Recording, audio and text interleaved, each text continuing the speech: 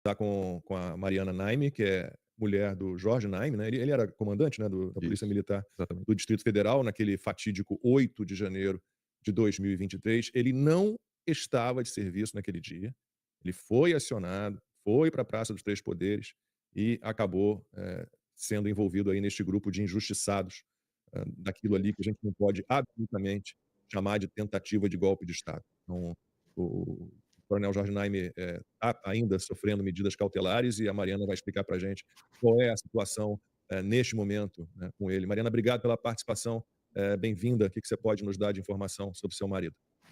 Boa tarde, Lacombe. Boa tarde a todos. Obrigada pela oportunidade. Tenho dito que a nossa maior arma é a verdade, e o que tem sido bem difícil, porque tem tentado de todas as formas nos calar. Então, quando nós temos essa oportunidade, nós somos muito gratos, porque as narrativas, né, têm tentado nos destruir. Então, quando conseguimos restabelecer a verdade, as pessoas começam a entender. Então, como você começou a falar, o Coronel Naime, na verdade, ele não era comandante da PMDF, ele era comandante do Departamento Operacional da PMDF, só que ele estava afastado desde o dia 3 de janeiro, porque no período que ele tinha entrado de férias, e isso já tinha sido agendado com mais de um ano de antecedência. Então, não há o que se falar, né, numas férias repentinas, umas férias programadas de última hora. E o que aconteceu? O Naime saiu dia 3, logicamente, né, ele é substituído por outro servidor público, um outro coronel, de igual patente, de igual experiência, e quando tudo aconteceu, os prédios já tinham sido invadidos no dia 8, ele foi acionado. Ele foi acionado pela assessoria do governador do Distrito Federal, que ligaram para ele perguntando o que estava acontecendo, e ele respondeu, falou, eu não sei, eu não estou trabalhando, estou de férias já há uma semana, eu desconheço qualquer tipo de manifestação que esteja acontecendo na esplanada. E aí perguntaram para ele se teria condições dele ir para a esplanada, ele falou, de qualquer forma, eu já iria, né, fiquei sabendo agora, tomei conhecimento agora, já estou colocando a minha farda e já estou indo. E aí, quando o Naime chega na esplanada, foi por volta de 17, 17h30. Então, os prédios já estavam invadidos, né? O Naime, ele já chega percebendo que tinha uma falta de organização nas linhas operacionais ali de polícias especiais, das tropas especializadas. Então, ele já chega e começa a dar ordem, né, para que aquelas tropas especiais se unissem em uma linha só para a evacuação da esplanada dos ministérios. E o que acontece? Para tentar ser um pouco rápida, nesse momento que ele estava, inclusive, ali na parte de cima do Congresso, ele percebe que tinha algumas pessoas muito bem treinadas. Ele percebe porque o Naime, ele é de operações especiais há mais de 22 anos, ele era subcomandante do Choque, Patamo, Canil, então ele tem uma expertise nessa área de operações especiais e ele percebe que tinha pessoas muito bem treinadas ali. E quando a tropa dele está avançando, ele percebe que tem algumas pessoas atirando pedras, alguns objetos contra a tropa que estava avançando. E ele sai de trás da tropa e ele mesmo efetua uma prisão. E quando ele joga um dos vândalos, né, no chão, um outro, o pessoal que estava dando assistência, né, estava junto, um grupo, atira um fogo, um rojão em cima do Naime. Então, nesse momento, o Naime é ferido em vários locais ali na perna, mas ele continua a operação. Surpreendentemente, na altura ali, da próxima rodoviária, não sei se vocês conhecem bem aqui Brasília, a Esplanada, perto da Catedral, aparece o interventor, né, que foi nomeado pelo Flávio Dino, e o interventor começa a questionar por que as tropas estão lentas. E aí o Naime fala, secretário, as tropas estão seguindo conforme a técnica, né, do operacional, nós não estamos lentos. E outra coisa, nós estamos tentando controlar as munições, porque as munições não de baixa letalidade já estavam acabando e já tinham sido solicitadas para buscar no setor policial. E nesse momento, ele fica contestando o Naime, fala que não quer saber, que ele quer que saia prendendo todo mundo e que continue prendendo sem indistintivamente, né? Indistintamente. E aí, quando ele resiste à ordem do Capelli, ele fala, Capelli, eu tenho duas opções se eu seguir aqui com a sua orientação. As munições vão acabar e eu vou perder todo o território que eu já consegui limpar, evacuar, ou eu vou ter que usar munição letal. Então, não tem como eu fazer o que você está me pedindo. Eu estou fazendo o que realmente é necessário. E aí o Capelli vira para ele e falou, vamos reprisar o Capitólio. Você tem autorização para usar munição letal. E aí o Naime leva um choque, né? E fala, o senhor está ficando louco, porque a ordem que você está me dando é ilegal, eu não vou fazer isso, eu sei o que eu estou fazendo, eu sou um profissional com mais de 30 anos de serviço, e não é assim que a gente conduz. A Polícia Militar do Distrito Federal tem expertise nessa questão de manifestações, nós nunca precisamos agir dessa forma, e já está controlado, né? As pessoas já tinham saído ali da área de risco, então fique tranquilo que eu vou seguir conforme a técnica e a lei, eu não vou agir dessa forma, sua ordem é ilegal. Então foi o primeiro confronto que o Naime tem ali com o interventor Capelli, e que ele já fica indignado com o Naime. E por que ele também fica indignado com o Naime? Porque todos os outros coronéis que estavam na área estavam de cabeça baixa fazendo o que ele queria, a ordem que o Capelli dava, eles estavam aceitando, né, mesmo sendo ilegais, porque um já estava negociado a questão do comando geral, e o outro já tinha entendido que ele estava totalmente envolvido, porque ele era o comandante geral e tinha fracassado em algum ponto. Então, o Naime chegou e falou, eu não me submeto a umas ordens ilegais dessa. E continuou seguindo. E aí eu até estava conversando hoje com o nosso amigo Pitoli, e estava contando para ele. Então, quando o Naime chega ali no QG, depois ainda teve outros confrontos com o Capelli ainda, mas quando chega lá no QG, na noite da madrugada, né, do dia 8 para o dia 9, o Capelli dá ordem para o Naime invadir o QG. E o Naime fala, não vou invadir o QG, nós não temos autorização, é uma área do Exército, o Exército já falou que não é para nós entrarmos, inclusive os tanques do Exército estão virados para nós, não estão virados para o pessoal que está lá dentro, está virado para a Polícia Militar. E o Naime até conta que tinha armamento pesado dos militares usando, tipo, na contenção para que não entrasse. E aí o general Dutra chega, começa a conversa com o comandante-geral, com o Capelli, e aí o general Dutra convida o Naime para subir, para eles terem uma reunião dentro do quartel, e o Capelli proíbe o Naime de entrar na reunião. Fala que ele está proibido, ele não é para ele participar da reunião, e o Naime fica esperando o fim da reunião. Quando o pessoal termina a reunião e desce, a ordem que o Capelli deu era para que todos os policiais militares fossem embora imediatamente e voltassem às 6 horas da manhã para entrar nos prédios públicos, ou entrar no quartel, né, ali naquele espaço, e prender todo mundo. E aí o Naime vira e fala, olha, deixa eu explicar, existem 3 tipos de flagrante, o próprio, o impróprio e o presumido. O próprio e o impróprio, vocês já esgotaram. Então, nós estamos no presumido. E o presumido, ele só se torna, se manter, as tropas estiverem aqui tendo as buscas. Então, as buscas têm que continuar. E como mostrar que as buscas estão continuando? Se o policiamento permanecesse naquele local. E aí o Capelli vira e fala para o Naime, começa a discutir mais uma vez e fala, eu não preciso da sua orientação jurídica, eu tenho uma equipe jurídica a meu favor para me orientar e é desnecessária a sua orientação. E aí o Naime vira para o comandante-geral e fala, comandante, qual é a orientação para mim? E aí o comandante-geral vira, né, totalmente submisso e fala, não, Naime, pode obedecer o Capelli. Então o Naime libera a tropa e eles retornam às 6 horas da manhã. Quando é 6 horas da manhã, o Naime já está com a tropa em condições, o Capelli vira pro Naime e fala, vamos invadir agora e prender todo mundo. O Naime falou, de jeito nenhum. Para que eu entre e prenda, eu preciso do mandato de prisão e que um oficial me entregue. Aí ele falou, mas eu estou te falando, o ministro Alexandre de Moraes já expediu os mandados de prisão e eu estou te falando. Aí o Naime até fala, secretário, ontem eu não sabia nem quem o senhor era, eu não posso confiar na sua palavra, eu preciso de um documento formal para mim ter condições de cumprir essa determinação. E aí, nesse momento, o Capelli sai no telefone, conversando com a pessoa, né, e aparentemente era o Flávio Dino, e fala que o Naime não queria cumprir as determinações, e aí ele volta e fala para o Naime, não, nós não vamos prender mais ninguém, nós vamos apenas fazer nós vamos fazer só o cadastramento de todos os manifestantes na Granja do Torto e depois liberar para os estados. E aí o Naime fala, ok, se for para fazer a condução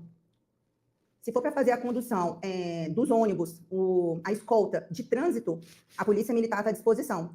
Se não for prisão. Agora, se for outra situação, nós não vamos fazer. E aí ele fala, não, nós só queremos que seja a escolta, né, para a Granja do Torto. E assim, são muitos detalhes, né, vai ficar muito longo para te contar, mas enfim, quando o Naime sai para ir para a Granja do Torto, esperar os ônibus, o endereço é modificado 3 vezes. Então, depois da Granja do Torto, quando o Naime sai para ir, eles ligam e falam que era para a superintendência, depois fala que é para Papuda, e depois os ônibus chegam na Academia Nacional da Polícia Federal. Então, teve toda essa situação. E aí, o NAIME, não só os manifestantes foram enganados, como o NAIME foi enganado, né, porque eles queriam que colocasse as pessoas nos ônibus, e que não foi a Polícia Militar que colocou, quem colocou foi o Exército. A Polícia Militar não direcionou, né, as pessoas aos ônibus. E quando o NAIME chega naquela situação, né, um campo de concentração de fato, o NAIME fica extremamente abalado, porque ele se sente ali também enganado, e as pessoas naquela situação, crianças, idosos e mulheres, numa situação, com pessoas passando mal, e que já estava tarde, quando o NAIME ainda permaneceu lá por um longo tempo, percebendo que não tinha água, não tinha alimento para o pessoal. E aí, quando o NAIME negocia com os policiais que estavam trocando o turno, pede para eles se seria possível eles fornecerem a alimentação que ia chegar para eles, para o pessoal, né, as mulheres, idosos e crianças. E aí os policiais aceitam ceder a alimentação, e o NAIME também solicita na Polícia Militar quantidade de água, e foi o que eles comeram naquele dia. Então, é um absurdo completo, né? Como a gente tem dito, o NAIME era uma pessoa que não era para estar naquele momento, eles não contavam com o NAIME lá, porque o NAIME sempre foi um oficial muito incisivo, muito correto, né? Então, sempre que teve que agir de uma forma política, o NAIME nunca se submeteu, ele sempre foi apolítico, apartidário, ele agia como polícia de Estado, nunca polícia de governo, e o que nós percebemos foi que contrariou o plano deles, né? O NAIME fez com que tudo fosse modificado, não aceitou que houvesse morte, derramamento de sangue, não aceitou que houvesse prisões ali naquele momento, então eles tiveram que se readaptar o fato por causa do NAIME estar ali naquele momento. Então, o NAIME foi o primeiro policial a ser preso e o último a ser solto, ficou 461 dias preso, né? Não sendo ele o comandante operacional em exercício, e ele está respondendo o processo até agora, já esperando o julgamento. E com toda a situação do processo, todas as ilegalidades, nulidades processuais, né, nós provamos, através de perícia independente, que o NAIME teve a violação da quebra de cadeia de custódia do celular dele. A Polícia Federal manipulou o telefone do NAIME por mais de um mês antes da extração dos dados oficiais. Eles não forneceram o hash, não forneceram as palavras que foram de pesquisa. Todos os documentos, os documentos forenses que nós solicitamos, não foi fornecido pelo STF, nem pela Polícia Federal. E, além disso, nós provamos o acesso ilegal no telefone dele por várias vezes, né? Então, o processo, só por isso, já é nulo, além da questão que nós não tivemos direito ao contraditório, ampla defesa, em vários momentos. É impressionante, né? A gente está conversando, o pessoal no chat pergunta, porque a gente não tem ainda condições de colocar o crédito, é a Mariana Naime, mulher do coronel Jorge Naime, mais um injustiçado entre tantos do 8 de janeiro. E só para explicar, o coronel está cumprindo medidas cautelares, como disse a Mariana, é um absurdo completo, medidas cautelares absurdas, por isso a gente não pode entrevistá-lo, né? Por isso que a gente conversa com a Mariana. Max. Eu estou chocado, assim, estou impressionado, agradeço a Mariana pela coragem também de estar aqui contando para o Brasil esse testemunho, né, do que aconteceu com o coronel Naime e todo esse conluio que foi feito naquele momento da manifestação dos atos do 8 de janeiro e essas prisões legais que ocorreram depois. É chocante, eu ainda estou assim meio chocado com tudo que você revelou aqui para nós, é impressionante, acho que não tem dúvida do que foi feito, das ilegalidades, de que foi algo realmente planejado, né? O coronel Naime se torna, para mim, de maneira ainda mais clara, um herói, porque teria sido muito pior se ele tivesse obedecido a ordem do Capelli, né, do que você explicou aqui para a gente. Então, o Naime teve uma presença de espírito, um caráter forte. Eu acho que a gente tem que falar isso, porque é isso que está faltando. Muitas das coisas que acontecem hoje no Brasil acontecem porque nós não temos pessoas como o Naime, que chega ali na hora e fala: a sua ordem legal eu não vou cumprir. É isso que está faltando para a Polícia Federal, né, para várias pessoas que estão aí cumprindo ordem cegamente ou porque acham que vão conseguir algum benefício, né, por mais que isso vá destruir a vida de tantas pessoas inocentes. A gente está falando aí de vidas de mais de 1.000 pessoas. Me permite, Max, inclusive, o Naime, durante todo esse tempo que ele ficou preso, né, nós fizemos várias reflexões, né, assim, da injustiça, o porquê ele está naquela situação, se era uma pessoa que estava de férias, tanto é que são 7 réus da PNDF aqui. Ele é o único que estava de férias, todos os outros estavam na ativa, participaram do planejamento, estavam nos grupos específicos, né, ali da manifestação. O Naime é o único que não sabia de nada, chegou, ajudou a resolver a situação e foi gravemente prejudicado.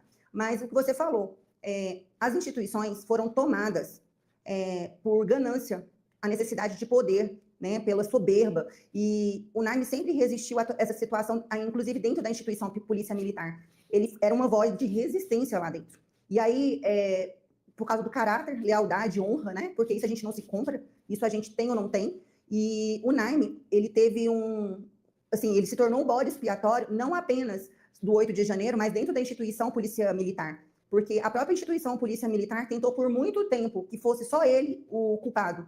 O STF, a Polícia Federal pediu várias vezes alguns documentos que mostraria a inocência do Naime, e a Polícia Militar do Distrito Federal não fornecia a documentação. Então, nós tentávamos ter acesso à documentação, nós não conseguíamos, para mostrar que Naime estava de férias. Então, existia um complô da própria instituição Polícia Militar do Distrito Federal com o STF ali, com a Polícia Federal, não sei. Eu sei que tentaram de todas as formas que o Naime fosse o único prejudicado, mas ficou tão nítido, porque os autos, eu digo, porque eu li página por página daquele processo, que nós não precisamos, nós não acrescentamos nenhuma nova prova nos autos, além do laudo de perícia, porque todas as provas da inocência do Naime estavam dentro dos autos.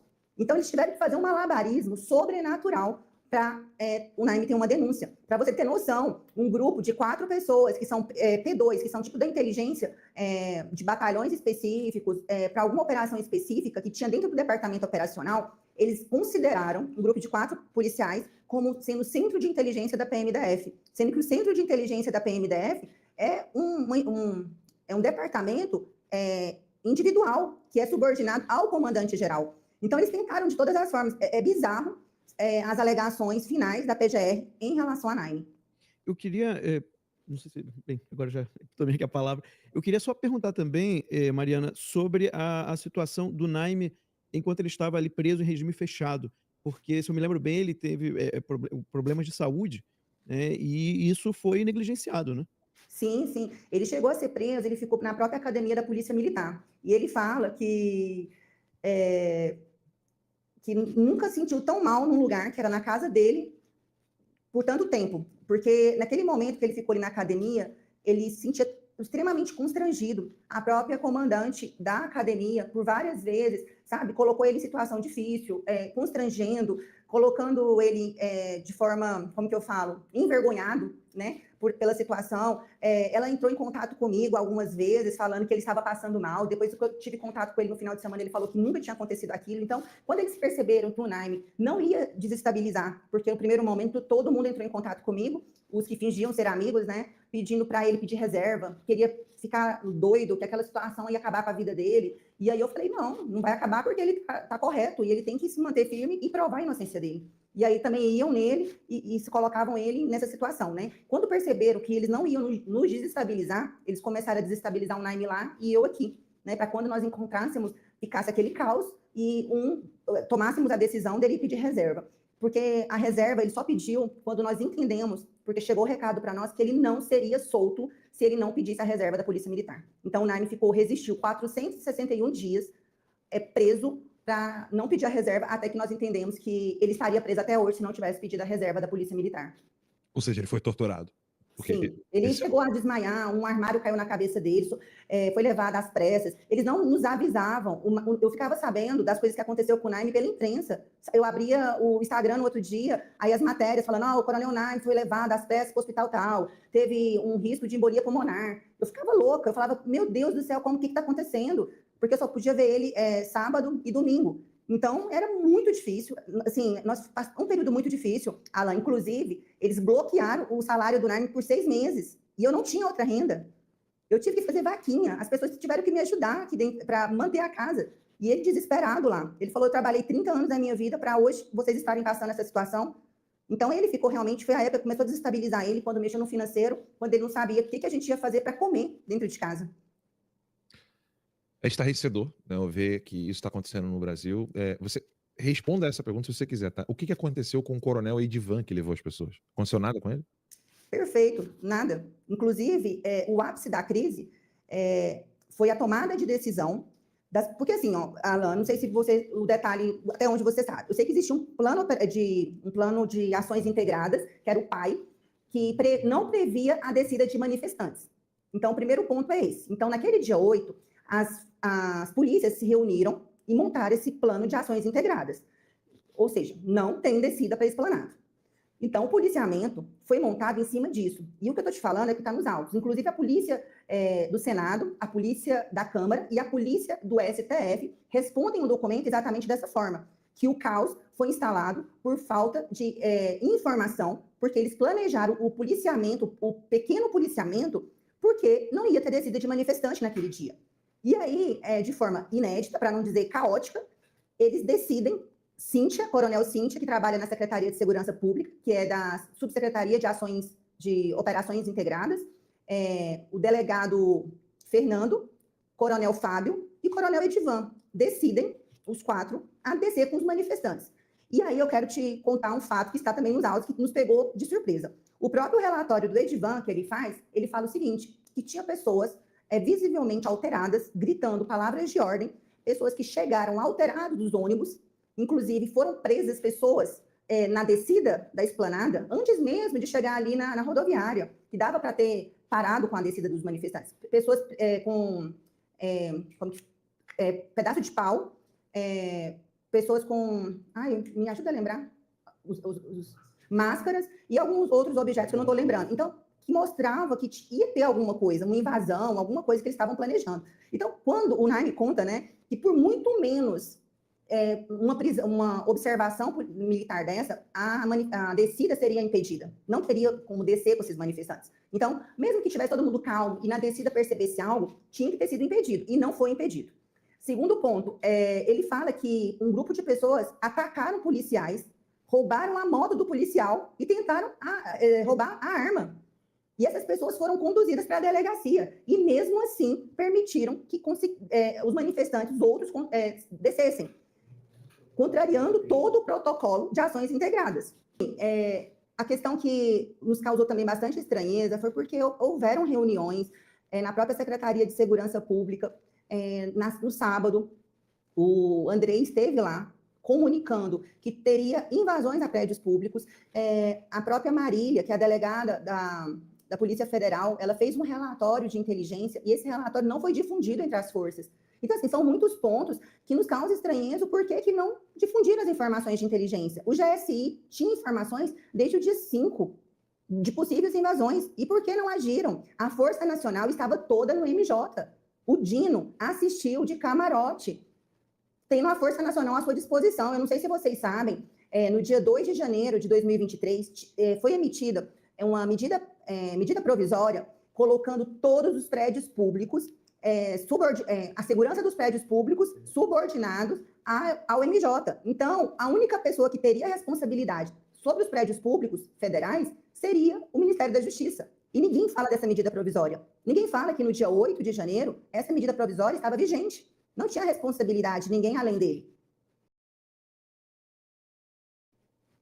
Não, é impressionante. A gente sabe muito bem que aquilo não foi uma tentativa de golpe de Estado. A gente nunca tinha visto Brasília tão vulnerável, a Praça dos Três Poderes vulnerável daquela forma. É absurdo saber que o coronel Jorge Naime teve que peitar um interventor como Ricardo Capelli, que, veja a formação, é ex-presidente da UNE, né, jornalista, ex-assessor de comunicação do Maranhão, trabalhou no Ministério dos Esportes e foi nomeado para o Ministério da Justiça pelo Flávio Dino. O que sabe é o mesmo que me colocar no Ministério da Justiça. O que eu, jornalista com 37 anos, vou ficar dando ordem para um coronel como Jorge Naime, que tem mais de 20 anos de experiência. Então, assim, foi uma grande armadilha. Dando ordem sem documentos. Não, é impressionante. A rapidez com que... Mandando usar força letal. Isso é que é cruel. Mandando usar força letal sem nenhum documento, zero. Você veja a rapidez... Alan, inclusive, quando o Naime estava preso ainda, eu não sabia que tinha acontecido essa situação toda, né? Porque foi muito rápido, então eu não sabia dos detalhes. E aí eu comecei a receber muitas mensagens de pessoas que estavam no dia 8, agradecendo, mandava mensagem para mim assim, olha, eu quero agradecer pela vida do seu marido, porque seu marido evitou mortes. E eu falava, gente, não teve nada de morte naquele dia, e eu não entendia nada. Eu recebi muitas pessoas falando assim, eu escutei ele protegendo e falando que não ia usar munição letal. E aí, passou alguns dias, eu cheguei para ele, né, numa dessas visitas, e falei assim: me explica aí, o que está acontecendo? Porque tem um monte de gente me mandando mensagem falando que você evitou mortes. Aí ele foi me contar do que tinha acontecido. Então, muitas pessoas ouviram. E o que eu estou falando também não foi só ele. O AJO, né, o ajudante de ordem do Naime, estava do lado dele. Inclusive, isso foi declarado na audiência do STF. Isso está registrado. O juiz que presenciou a instrução dos policiais ouviu isso, né? Que evitou o derramamento de sangue, evitou que houvesse munições letais contra a população. Então, as pessoas perceberam ali o papel fundamental. E aí é quando o Naime ele fala muito para mim, né? Durante esse período que ele se manteve preso, foi muito difícil. Ele não se conformava por ter feito certo e estar naquela situação. Mas, por outro lado, ele falava assim, mas eu consigo dormir em paz todos os dias. Eu tenho certeza que muitas pessoas estão soltos, estão livres, mas estão aprisionados pela mente, porque quando deita a cabeça no travesseiro não tem paz. E eu faria tudo de novo se fosse para proteger as pessoas e agir da forma correta como eu agi. Fica muito claro quem deu o golpe, né? A gente sabe muito bem Exato. quem deu o golpe. Mariana, muitíssimo obrigado. A gente manda aqui o nosso abraço ao seu marido, a nossa solidariedade. Um herói, Se né? você quiser divulgar, por favor, as suas redes sociais, de modo que as pessoas possam manter contato com você e ajudar de todas as formas possíveis nessa situação que vocês estão enfrentando, você, por favor, Pix, passe aí se o vocês tiverem. Pix, o que você tiver para passar aí de informação. Ó, o Instagram é esse, né? mariana.naime, é isso? Tá Isso, correto? isso. Eu tenho falado, Lacombe, que é muito importante que as pessoas estejam nos seguindo para ouvir a verdade. Logo que o Naime saiu, houveram várias narrativas pela imprensa. O jornal aqui de Brasília, né, tentou de todas as formas denegrir a imagem do Naime. Então, existe um papel. Quando eles perceberam que não tinha provas contra o Naime, no dia 8 de janeiro, eles tentaram denegrir, assassinar a reputação do Naime. Só que o Naime tem 31 anos de trabalhos prestados no Distrito Federal.